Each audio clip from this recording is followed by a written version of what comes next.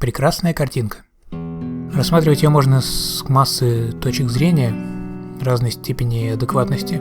Давайте начнем с самой адекватной или неадекватной, смотря как посмотреть. В общем, с позиции гиперреализма. Предположим, что эта анимешная девочка на самом деле попала в наш настоящий мир. Очевидно, пройдет немного времени, прежде чем она выйдет на улицу, ее кто-нибудь увидит.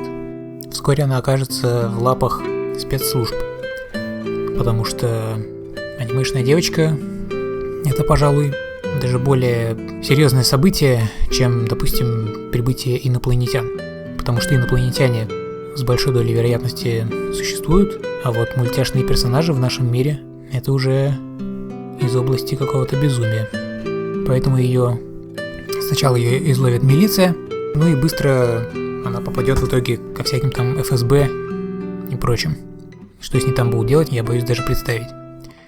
Однако тут есть еще небольшой вариант. Возможно, она смотрит из окна, скажем, мальчика, который своим желанием или еще чем призвал ее в этот мир, и он, обладая каплей разума, не допустит того, чтобы ее кто-то увидел.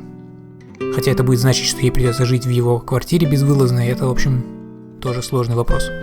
Теперь представим менее реалистичный вариант, что она таки сможет существовать в нашем мире, и всем, в принципе, будет плевать на то, что она анимешная девочка. Тут тоже сложно, потому что анимешные девочки, не мне вам рассказывать, они очень сильно отличаются от настоящих девочек во всех отношениях. Поэтому очень сложно представить ее вообще взаимодействие с социумом. Она будет как минимум считаться сумасшедшей и абсолютно не найдет себе места в этом мире. И будет постоянно мечтать о том, чтобы вернуться обратно. Не говоря уже о том, как она отреагирует на облик настоящих людей. Они наверняка будут казаться ей весьма и весьма уродливыми по сравнению с людьми, которые окружали ее в аниме.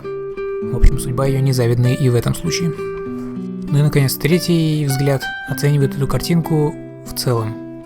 И что тут можно сказать, кроме того, что это прекрасная картинка, и вот эта грусть, с которой эта девочка смотрит из окна, отлично подчеркивает этот контраст между аниме и реальностью.